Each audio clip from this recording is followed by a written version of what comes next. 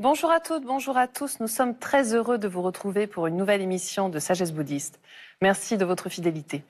Les Sakya-Monlam, ou grandes prières de souhait pour le bonheur et la paix universelle, se sont tenues à Paris l'été dernier, réunissant des milliers de personnes à la grande pagode de Vincennes. Sa sainteté Sakya Gongma Trichen et ses fils Ratna Vajra Rinpoche et Gyana Vajra Rinpoche, actuels 43e Sakyak Trizin et détenteurs de la lignée, ont dirigé ensemble ces cérémonies pendant 3 jours. Un événement majestueux et exceptionnel. De très nombreux Tibétains ont voyagé à travers toute l'Europe pour pouvoir y assister et recevoir les précieuses bénédictions de la grande lignée des Sakyas. Beaucoup d'Occidentaux les avaient rejoints.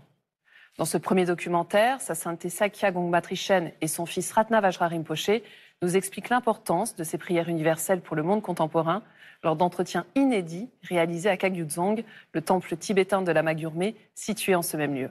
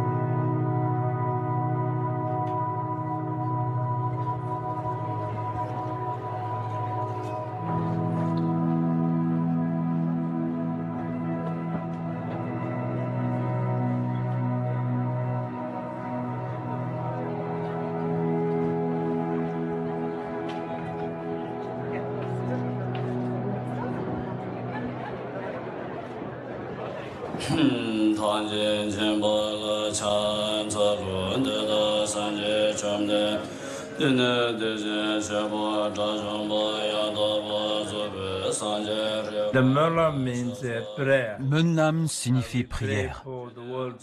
Nous prions pour la paix dans le monde. Nous prions pour l'univers entier, le monde entier et l'univers. Il y a tellement de gens qui souffrent physiquement et mentalement, notamment à cause des guerres, des conflits et aussi des désastres, toutes sortes de problèmes et de souffrances. Donc, pour pacifier tous ces problèmes et ces souffrances que nous avons, nous faisons ces prières de Menlam pour que tout le monde puisse avoir de la paix, de la joie, du bonheur et de la prospérité. Notre premier Menlam européen a eu lieu en Belgique il y a 2 ans. Mais en raison de la pandémie de ces 2 dernières années, nous avons dû reporter l'événement. C'est donc la 2e fois que nous l'organisons ici, à Paris. Nous faisons souvent ces rassemblements de prières, ces Menlam, en Inde et au Népal, depuis de nombreuses années. Lors de ces Menlam, nous essayons de réunir le plus grand nombre possible de lamas, de moines, de nonnes et de laïcs, afin que le Menlam soit plus fort et plus puissant. Plus il y a de personnes rassemblées, plus il est puissant.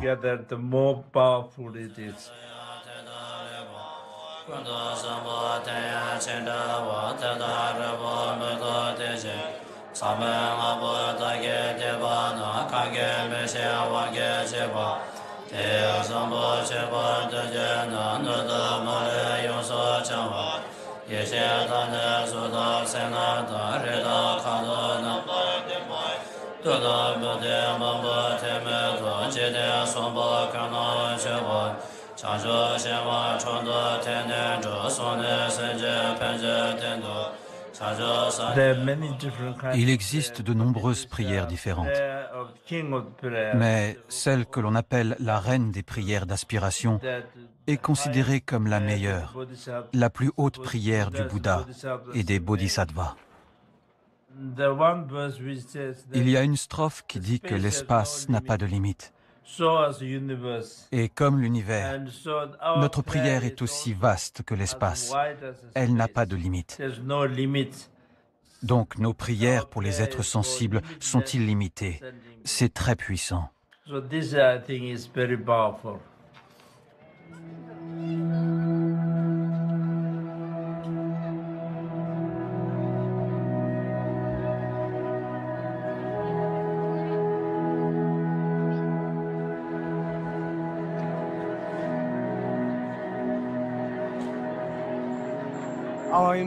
Je viens du sud de l'Inde, dans un village tibétain appelé Balakopi. C'est la deuxième plus grande diaspora tibétaine en dehors du Tibet, après Dharamsala.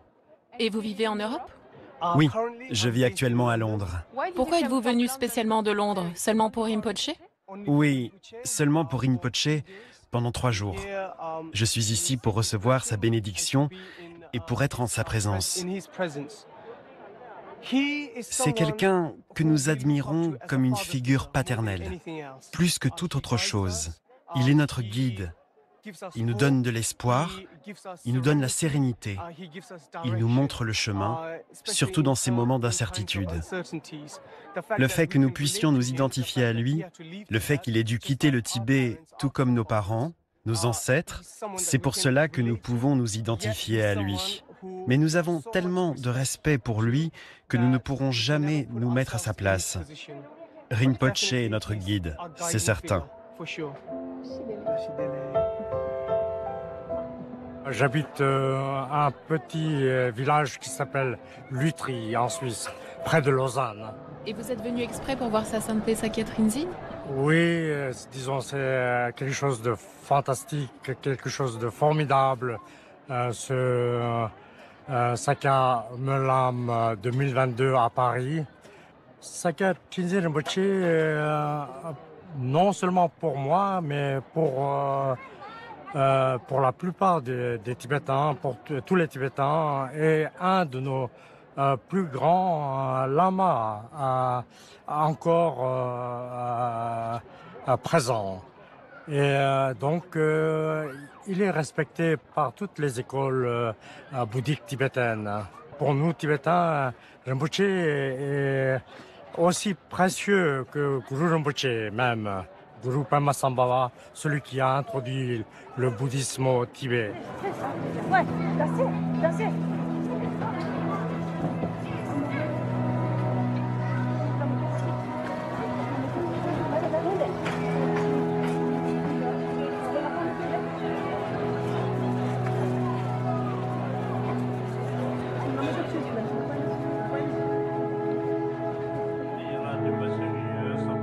C'est la première fois que j'assiste au Menlam en Europe.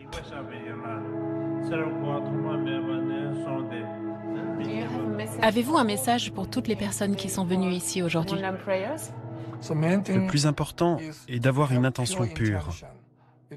C'est avec une intention pure, lorsque nous récitons ces prières de tout notre cœur, que nous pouvons accumuler beaucoup de mérites.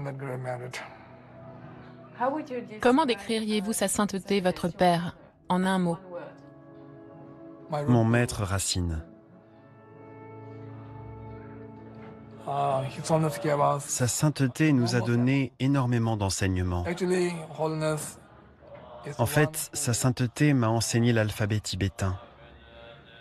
De l'alphabet tibétain jusqu'à la transmission de tant d'enseignements. Sa sainteté m'a tellement donné. Est-ce une grande responsabilité pour vous d'être son fils? Oui, c'est une grande responsabilité.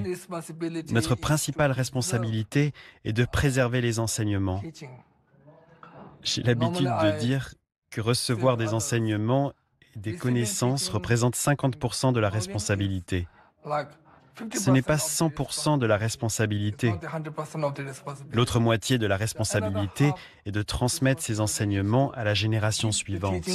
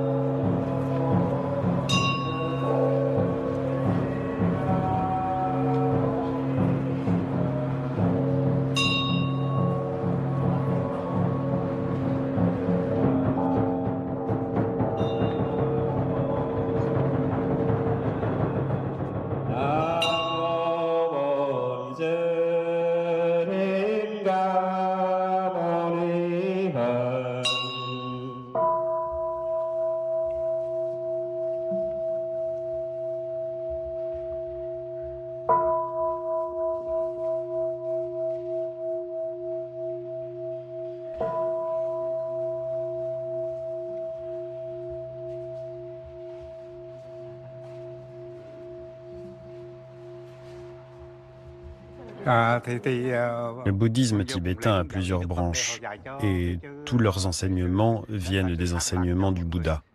C'est notre point commun. Nous avons tous pour but de guider tous les êtres vers la paix, la joie et le chemin vers l'éveil. Inviter Sa Sainteté Sa Catherine Zin est une continuité pour nous, car Sa Sainteté le Dalai Lama a visité notre pagode en 2008 et nous avions fait des prières pour la paix. Vous savez, dans le bouddhisme, nous sommes comme des rivières ou des cours d'eau.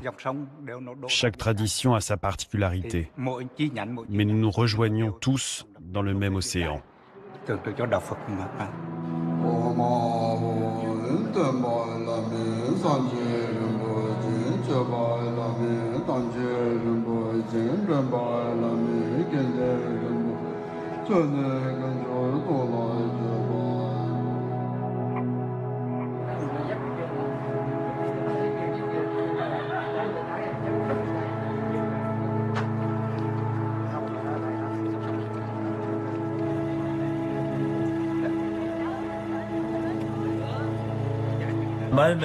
Mon message est que nous voulons tous être libérés de la souffrance et que nous souhaitons tous trouver le bonheur. Mais le bonheur ne peut pas être trouvé à travers les choses matérielles. C'est évident. Si c'était le cas, bien sûr, tous les pays développés devraient être très heureux. Mais ce n'est pas ce qui se passe. Les pays développés ont encore plus de souffrance mentale. Pour atteindre le véritable bonheur, nous devons changer notre esprit. Tant que notre esprit sera contrôlé par les perturbations mentales, nous ne serons pas libérés de la souffrance. Il faut essayer de le faire. Ce n'est pas facile, car depuis des temps sans commencement jusqu'à aujourd'hui, notre esprit a toujours été lié aux perturbations. Ce n'est donc pas simple. Mais nous devons faire de notre mieux pour réduire ces perturbations mentales. Et plus nous les réduirons, plus nous trouverons la paix, plus de bonheur, plus de joie. Voilà mon message pour tout le monde. Nous nous quittons sur ces sublimes images. Vous pouvez revoir cette émission pendant un mois sur France.tv. Nous nous retrouvons la semaine prochaine pour la seconde partie de ce très beau documentaire signé Anouk Burel. Et nous vous souhaitons une très, très belle journée.